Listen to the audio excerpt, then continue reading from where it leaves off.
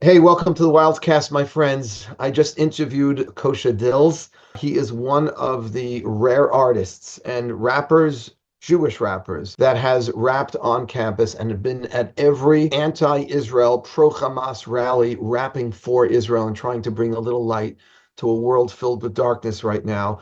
We talked about his latest songs, Ceasefire, Bring the Family Home, Dreidel Dreidel. He's got a Chanukah special coming up. And we got into a lot of his personal issues that he's grappled with. Like other rappers, he's done time and been on the other side. And it took him a while to get sober, but he did. And we discussed what is it that helps us, any of us that are going through a difficult personal issue in our lives. How can we overcome that? He's got some wisdom to tap into in his great art and music. So take a listen. Just remember to like, comment, and subscribe.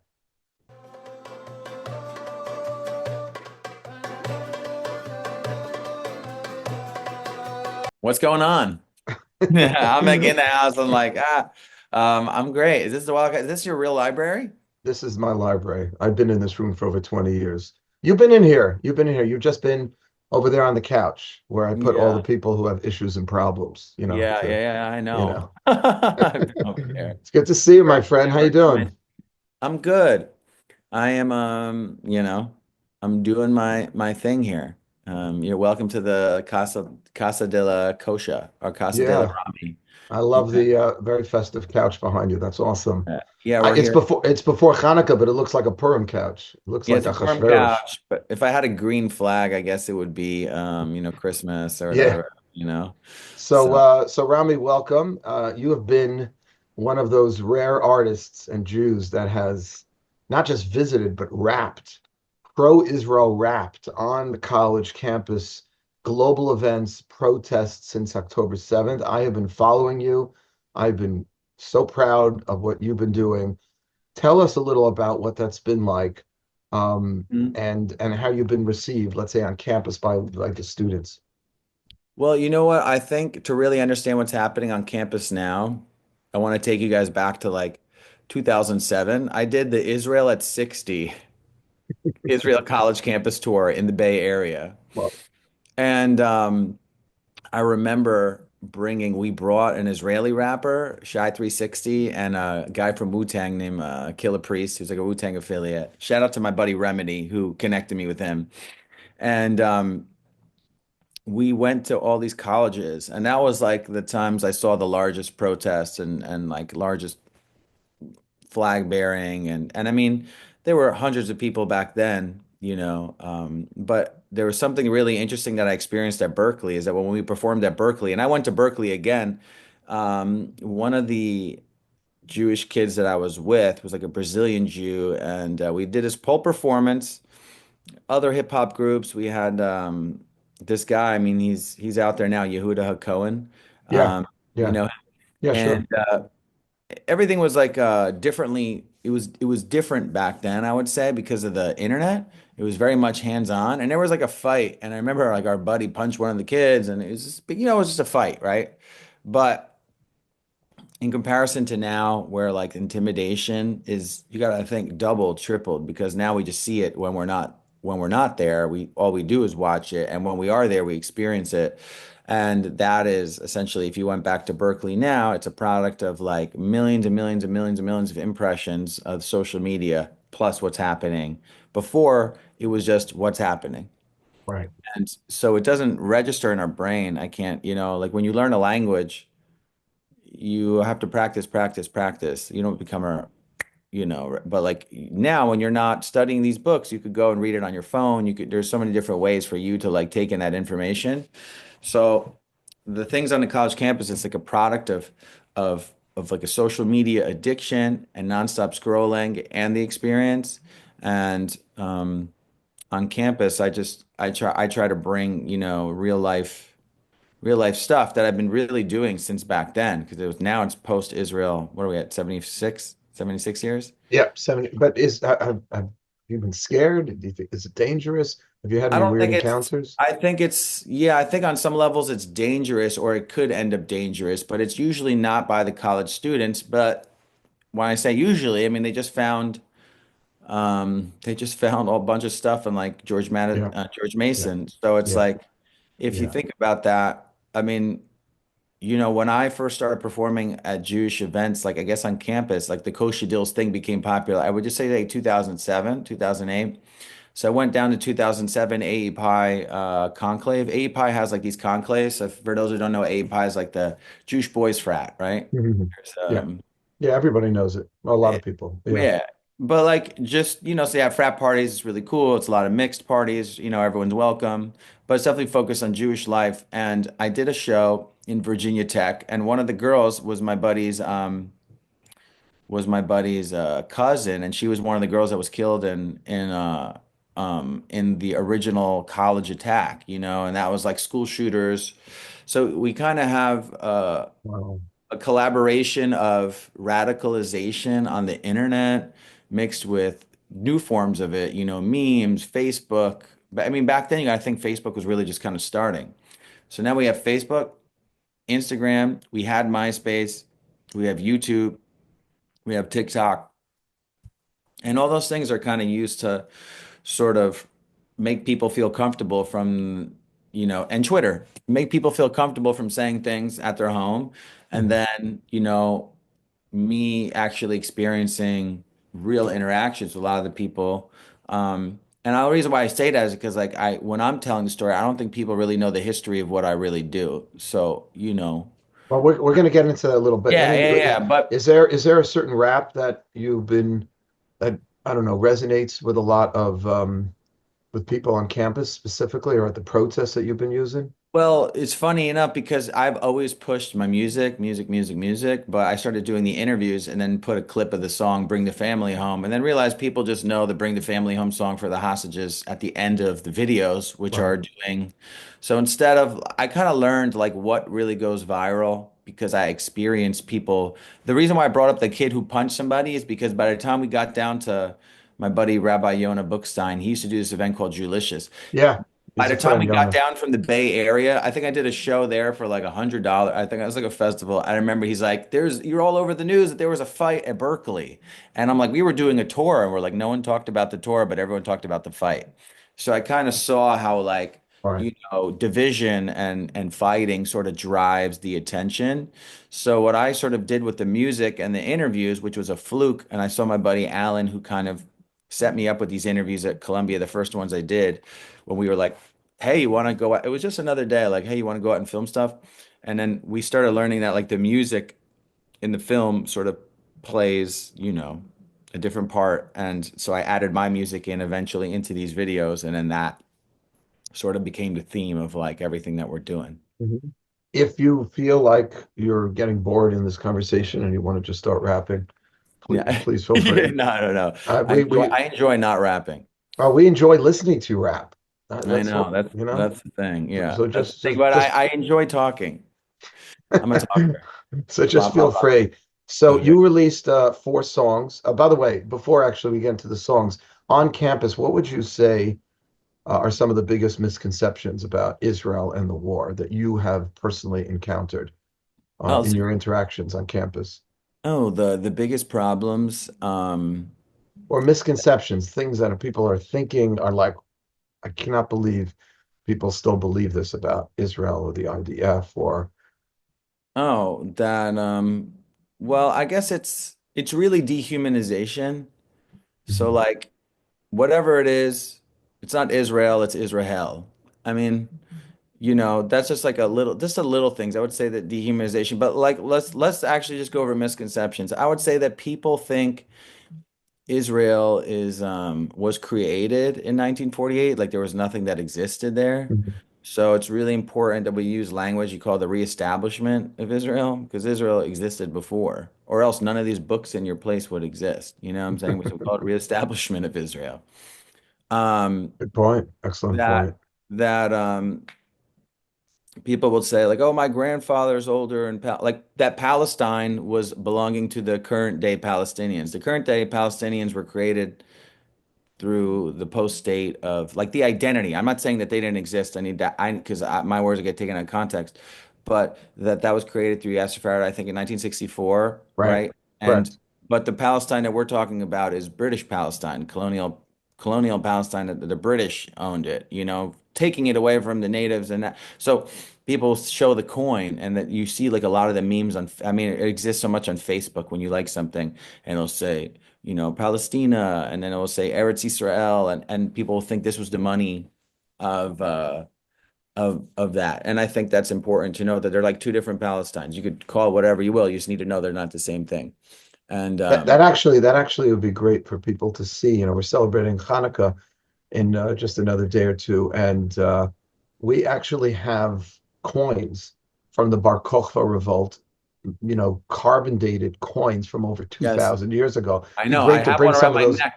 Oh, look at that. What is that? Let me see.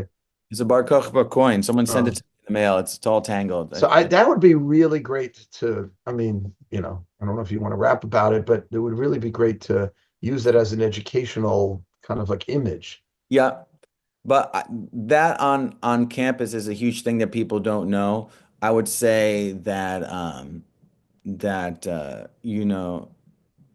that Hamas is a terrorist organization. Like people, it's also, yeah, it's also a political thing too. And there's the broken clock is right, but like that's the reality, and that Israel is a white state. That Israel is only European. If people don't know the story of Jews that were kicked out of the Middle East from the MENA Yeah. region, like the 800,000 to a million, let's per se, and that why they were kicked out, and people were saying that everything was life, and then that everyone lived in peace before, which on a personal level, like a lot of us, I have Palestinian friends, I have Arab friends, but like on a greater whole, that the state of Israel needs to exist because we don't have anywhere else to go. Not because of Poland, because when we were in Poland, they said Yeah. go back to Palestine, and then from there go back to, get Are people back to listening being. when you share these? I No, I mean, don't share that actually with anyone. So thanks for asking. I go there and it's not really about that. I think it's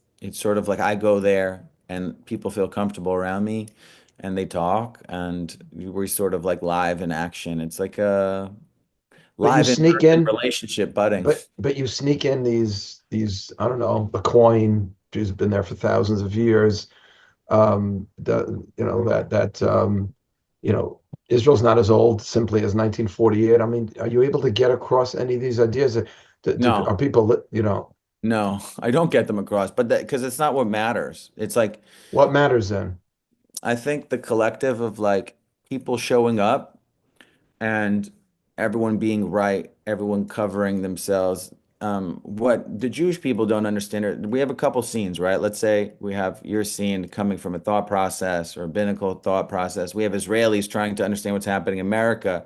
We have Americans trying to, show their love for Israel. And then you have American Israelis, and I think I play a good part in navigating, college, rabbinical thought, American perspective, Israeli perspective, anti-Semitism in America versus anti-Semitism in Europe because I've experienced not that many people have been through all the places, right? And what we're having is that it's a complete like the things that are coming and it's a big part of my addiction and like mental health and people that suffer from depression. Because I've been sober 20 years, so I see like street life and how people don't want to lose their friends. So when you see someone who's 19 or 20 fall into like the protest scene, Hmm. there's a scene. There's like a protest scene. I was in the jock scene. I was an NCAA Division One wrestler. It was like the wrestlers hang out with the lacrosse players and the lacrosse, but we all go to the same parties. So you have a bunch of people at the protest scenes, and they're protesting. It's a social thing, you're saying. It's a social thing, It's a social exactly. thing. So So, like if so, you take, so facts, you illuminating them with some new information or facts, it's ineffective as far as you're concerned.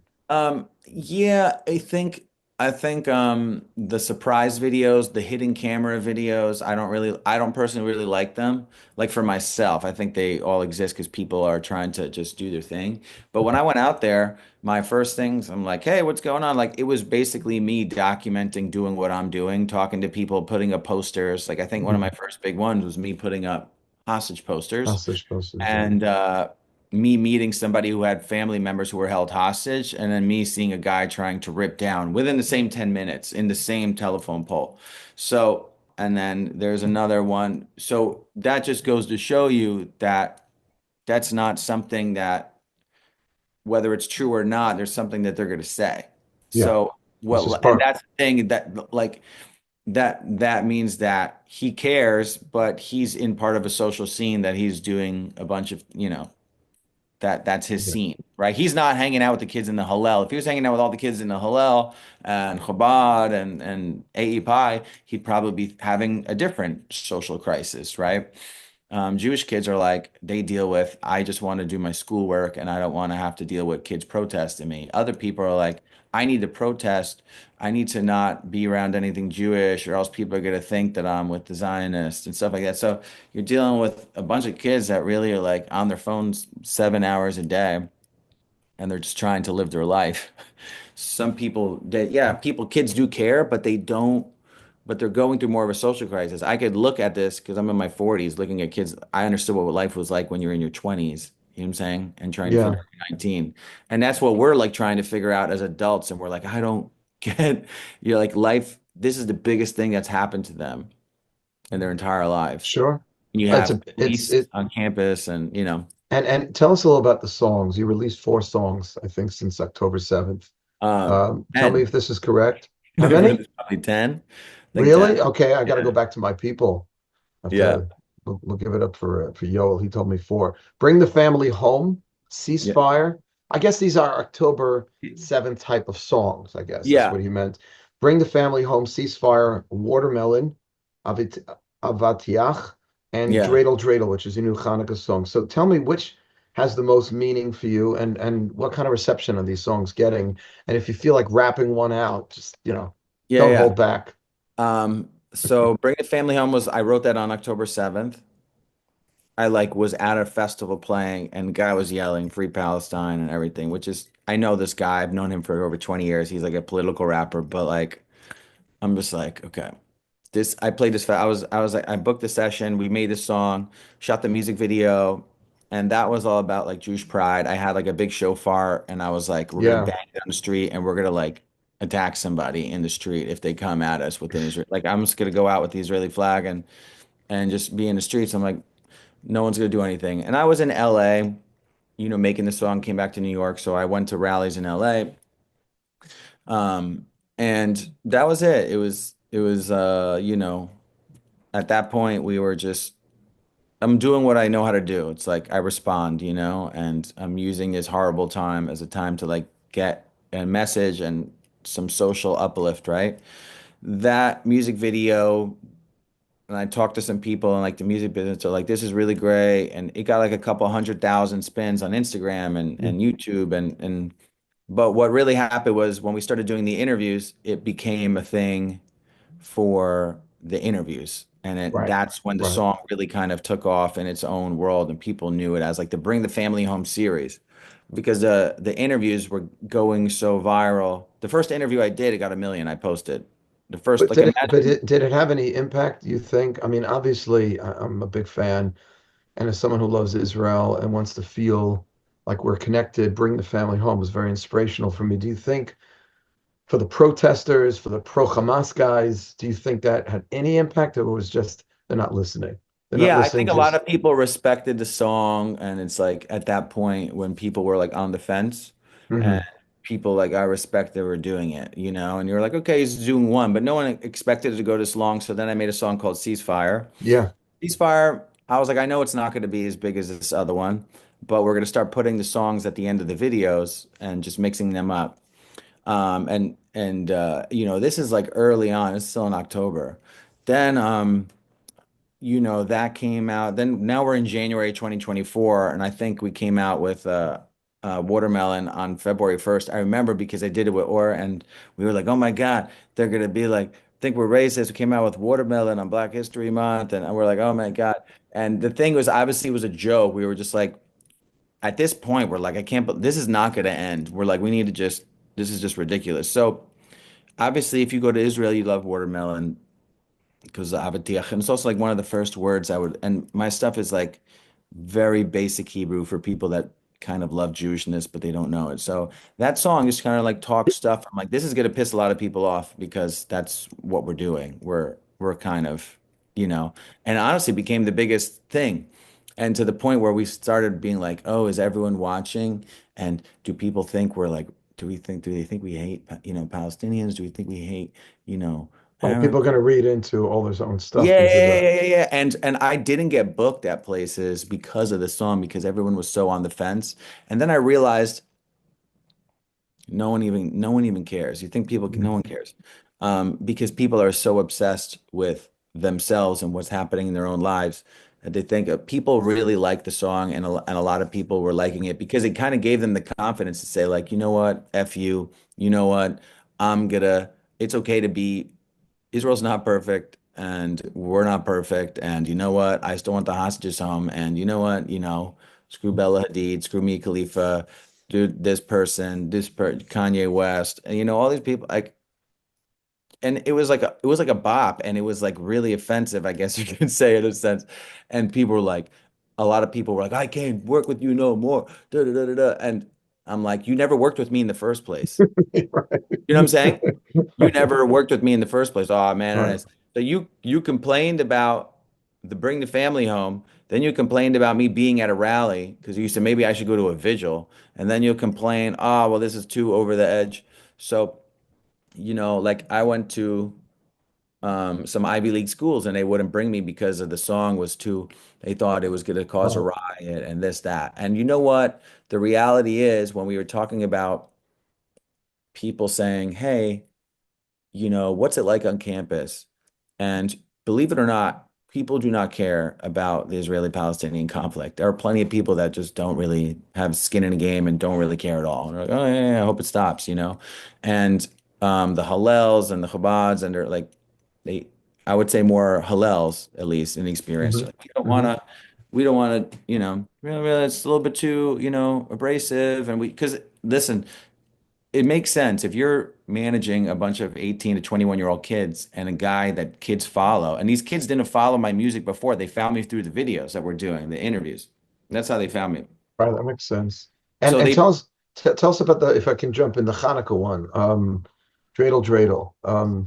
yeah. Tell us a little about it and any personal miracle stories that rap that song is supposed to kind of reveal about Well, the you. Hanukkah songs are always fun because it's like our mental break from the conflict, Yeah. even though it's the original conflict. Yes, it is. It is the where It's there's the so many. original conflict. Right. The original Zionist holiday. Do you not see the crazy parallels in what's going on today in what we're going to be celebrating on Hanukkah? It's fun. And just what the thing is with the like let's say from the watermelon song at the encampments and bring the family home, I started performing. People wanted me to perform the song in the encampments.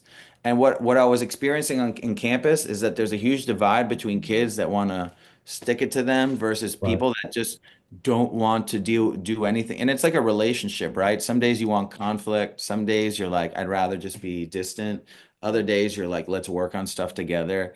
But a lot of days we're like, let's just go, all in fight. And I sort of started representing that. So schools were booking me and then unbooking me, and then they were booking me out 5 days in advance, and like things that never happened in the entirety of since 2007 to today. And I'm talking that's almost, you're talking 17 years. So it's And like what kind of school's been booking you for the for this stuff?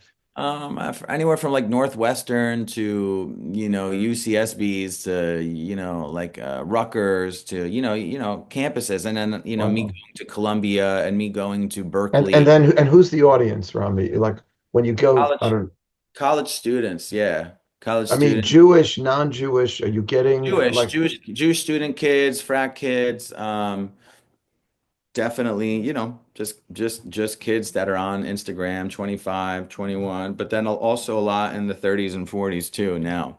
And Um, how do you like playing campuses? How do you like? I mean, that's kind of where I think I belong, Kids like want to have a great time. They like a mix of comedy and rap, and they like that. My stuff has been I've been basically documenting my life process, through it. I did before we get into Hanukkah song and just the other songs, I did something called With Everything That's Going On, What's Going On. That's like a mental health. We went to do interviews at a protest, and instead we just shot a whole music video there. Like during the protest, marching with them. And then we were like, well, people were like, really astonished. And then I sort of like, okay, this is a ceasefire, but release the hostages. This is bring the family home. This is free the hostages. This is go screw yourself. We have hostages. This song is, each song Right. documented. I I think my last song, Marathons in the Rain, I shot a music video during the marathon and released it the day after. That song was supposed to be done before 10/7, but then once 10/7 happened, I couldn't release the song, you know? So now the Dreidel Dreidel song was like, I heard it. We just found it on the internet. I'm like, I got to make a Hanukkah song. I started making music that had nothing to do with Jewish war, and for me, that was really nice. And I'll release an album for this in probably February, March, with more music videos. It's a compilation of all the songs. It'll be my first album in a long time, and you the Dreidel Dreidel song was like, oh, it's Hanukkah and Christmas, so let's just do something that's fun, but it's also rapping. I have a song that's like one night oil. How does it go? Wait, um, one night oil Hanukkah. I was like, oh wait, rapping outside, rapping, having a gila. Now I'm on stage at arena. Is one night oil Hanukkah, fighting Greeks at Avatiach. Okay. That's And I was great. like, silence of the lambs, the silence of my friends doesn't make a whole lot of sense. Wanted to see him, and now I'm like, trying to stay spiritual. How does Coach get the miracle? Bring the family home. Bring the family home. Let's keep it true. I ain't got a whole lot of time. Oil money, that's a locker rhyme. 8 nights from Christmas to the ball drop 2025. Run up steps for Ava, I'm Rocky. Kosha Dillz now back to Rami. All I need is a microphone and a box of Sufgani. That's like That's all. dreidel, Can I ask you a dreidel. question? I saw the first time I saw you rap, it was during COVID, actually. You came to one of our Shabbat dinners, I think Mm. in like Talia's Steakhouse or Amsterdam Burger. How, what is it just you Yes, just Amsterdam born? Burger. I remember Remember this. that? Remember Amsterdam Yeah. Burger? You were great. And I was just thrilled to have people come in the middle of COVID. And you were so awesome. How do you remember, like, what's the deal? Do you work on that, or it's just like a natural thing since you were a kid? You could just No, remember it's these all lines? working on stuff. Like I've been performing this song for the Dreidel Dreidel and I've been messing it up the first shows and I'm like, oh dude, I'm getting the words wrong. And you know why? Because I've been listening not to the song. I've been watching the video that I posted on Instagram, which was the second verse. And I realized I didn't post the first verse yet. For whatever reason, I thought the second verse was more dynamic for the internet. Right. And to um You ever forget your and lines? yeah, that's what I'm saying. I've been forgetting them at the past couple shows. And what do you, I mean, you don't have it written down just in case, like, I don't know, No, I you mean I have them. I have their song. The lyrics are on the screen of the music video. I just saw a clip, I'm obsessed, Beatles fan, and I just saw a clip, Right. John Lennon, Paul McCartney are playing something like massive concert, and John stops playing. John Lennon stops playing. He turns to Paul. He's like, I don't remember the words. And they have just, and Yeah, remember, and like, you don't see that. You would figure you'd see that more big often. artists have been doing music for 25 years. They have the lyrics. I'm at the point where I need to really go rehearse through the songs, but I freestyle a lot in my own songs during the live show. So on one way that makes the show really dynamic. On the second hand, people don't get to memorize my lyrics. Right. You But know, when you freestyle, you're literally just making stuff up on Well, the yeah, spot. that you won't know, but my own songs um like the hook goes dreidel dreidel, we sing it ayo ayo, we gonna spin it all around, don't stop. Dreidel dreidel, we sing it ayo ayo, Neskadola yasham, and I say Neskadola yasham, but I might say Neskadola yasham. Rabbi, you could sing the song. Come on, dreidel dreidel, we sing, because just to kind of give you Yeah. the hump to do Yeah. it. So Right. last night I performed it at a party. And this woman was like, it was some like Jewish dating show, and they were like a Right. surprise. And I brought some women, because it's like a dance. And so I was like, oh, this song is gonna bring people to do the dance on stage, and they're gonna, it's gonna be a whole thing. So sort of experimenting with that, and Awesome. you And know, tell us a little about the TV show. It's called Wild while and Out while they're on now, MTV. How has that been? And I'm curious also because you have a lot of different ways of getting to people, different yeah. forums. Like were you able to impact anyone's views on Judaism or Israel?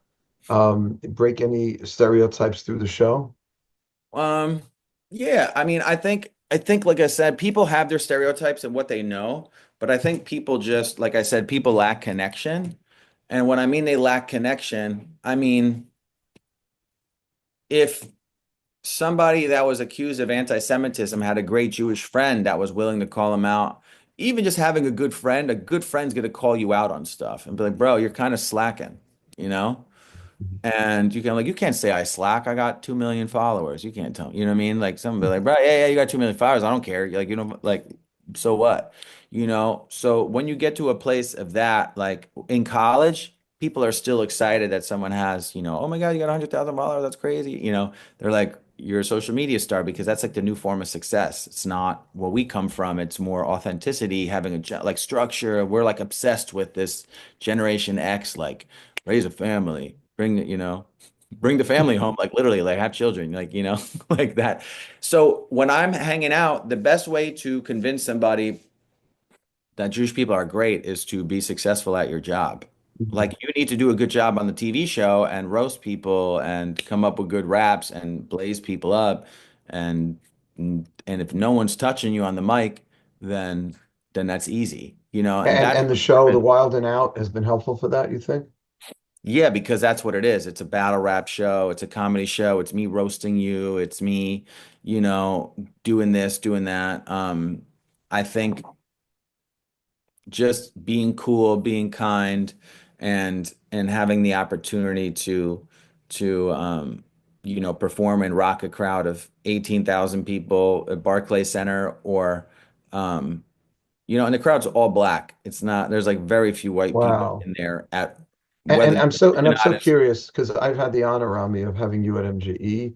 You've come to some classes and to services on Shabbat here, which I always appreciate. We miss you. You've been on the road a lot I love the lately. morning Saturdays. Thank you, Saturday man. morning. Thank you. Tell us how your Jewish identity, your Jewish spirituality has influenced your music and the overall message you're trying to get out there. Well, just sticking to your own thing. I mean, even like I said, like on at Wild and Out, like me and Or, the girl who did the Avatiach song with me, we're very, she's like, her last name is Mashiach. She's very like, she has like Tehillim with her. We speak Hebrew on set. We want people to say, are you talking about us? And we're like, yes, like we want, like, yes, that's why we're speaking in another language. And so we're Right. not doing it so you understand.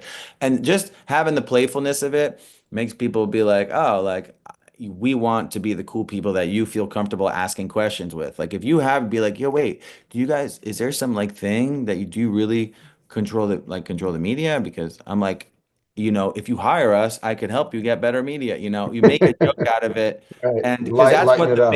that's what the basis of the show is. But if someone feels comfortable with you, they're going to confide in you. You know about that because you have people sit in the chair and they say, "Hey, listen, I got to run this by you." And you're like, "Okay, this is the law. This is the reality. Or this is halacha. This is the legal Mhm. law.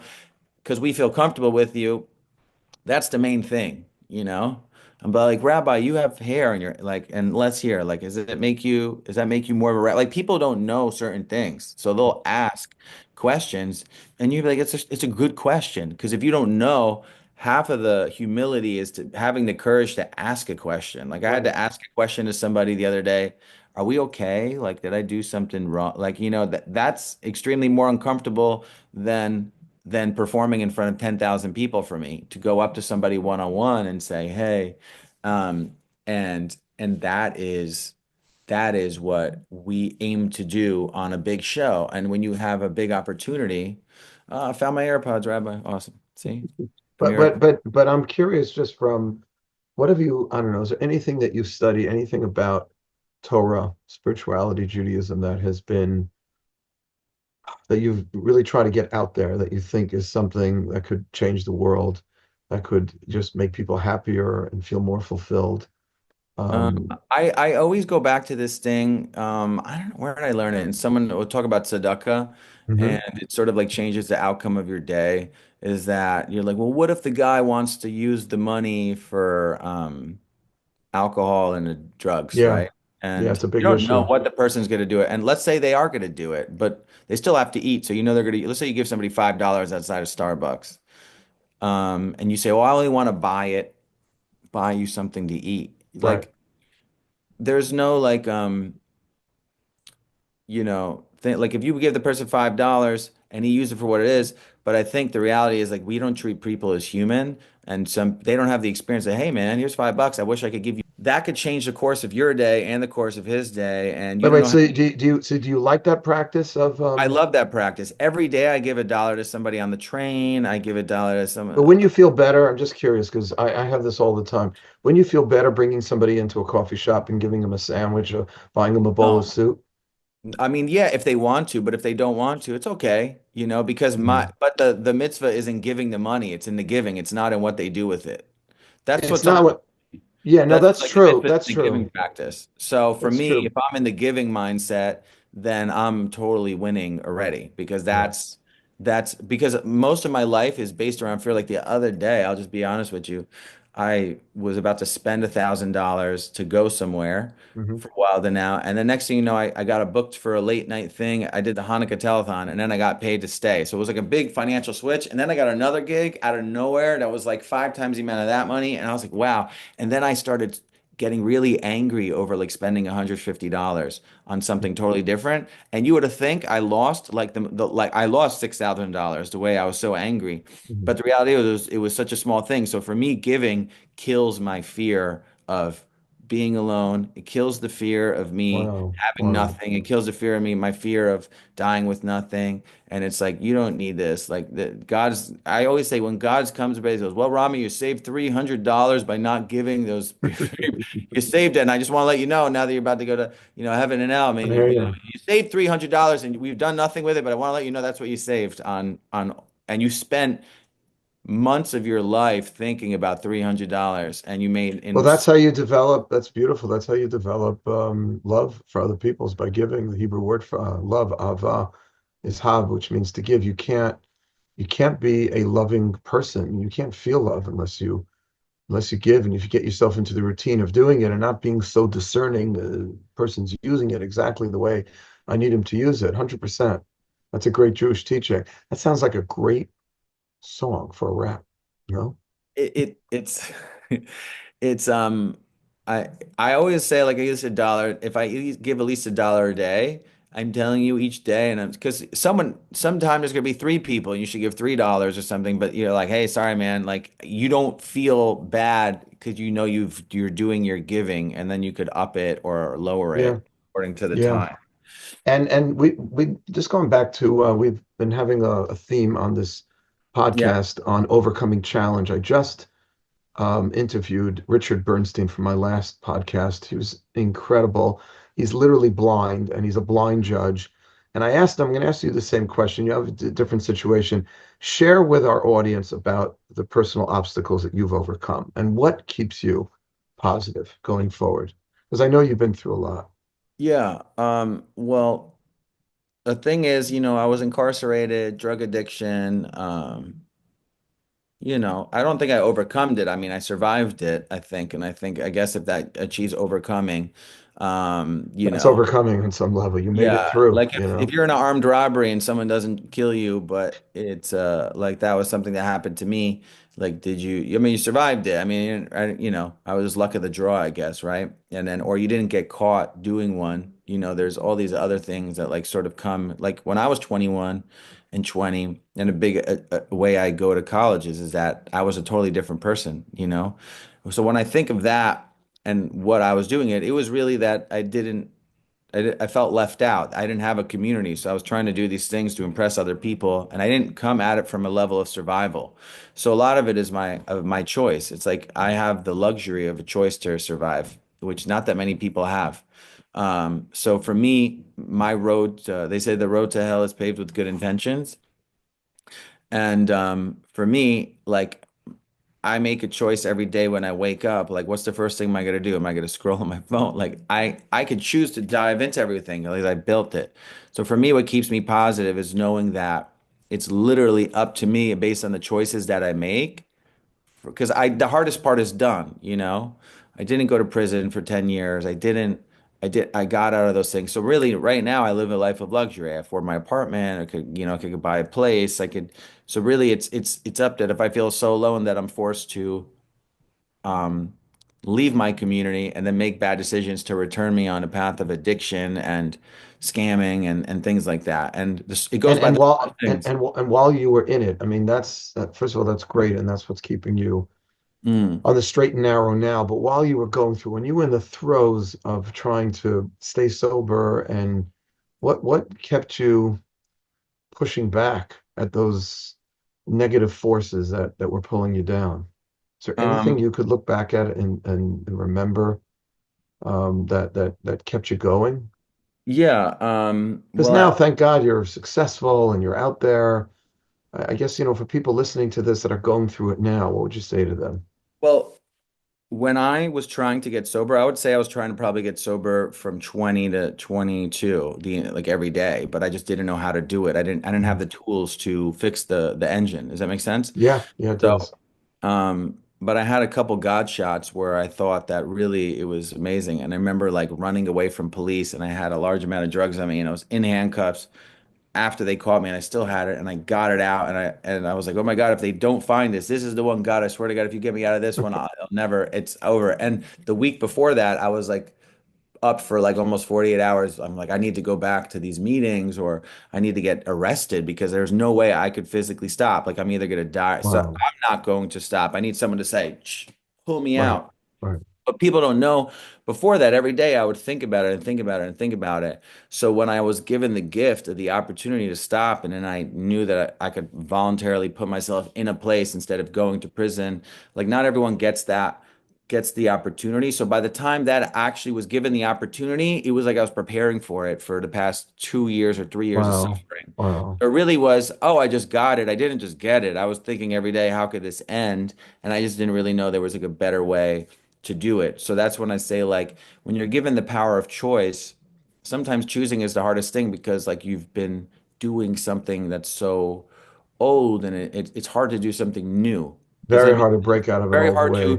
to break and to say, you know what, I'm not doing something great now, even an eating habit, etc. But for me, I stay positive by like, okay, giving is you can't keep what you have unless you give it away. So it's Yeah, like I'm yeah. so obsessed with money, right? Like I said, I was telling you, I was about to start World War III over $150, but I could spend 6,000 or $10,000 or 5,000. It's easier decisions for me to make. It's like more of a, but I literally, I started telling myself, I started playing God in my head. I said, Rami, well, now that you're here, you've saved $378 after, getting into 20. You've ruined 20 relationships, but you've saved $378. But you've only ruined 20 relationships. And I'm like, oh my God, snap out of it. So for me, basically what that themes is you could come one bad decision will bring you back. Like you could be in a successful marriage for 50 years, but if you cheat once, it's over. Yeah. Like there's Well, certain things listen, you can't. people, have to learn how to forgive and how to, and keep things more. Right. But one bad decision, there's no Could question. I ruin mean, one bad decision could ruin yeah, everything in your yeah. life. And I that's think just the way life is. you're in an amazing position, Ron, because you've got a lot of followers now.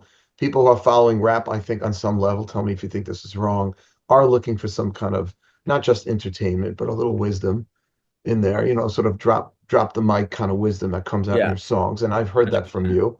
Yeah. That's why I'm a fan. And I'm hoping just, like you said before, you can just continue to get out there so that when I don't want to call them our enemies, but when young people who have been brainwashed, let's just call it spade to spade. I think they've been brainwashed by their own professors, teachers, and society to look at the Jewish people and the way they're looking at us, or the IDF, what they're doing in Israel and Gaza, that you'll be that voice for them. You'll be like, oh, I like this guy. I follow him. Oh, what does he have to say about this?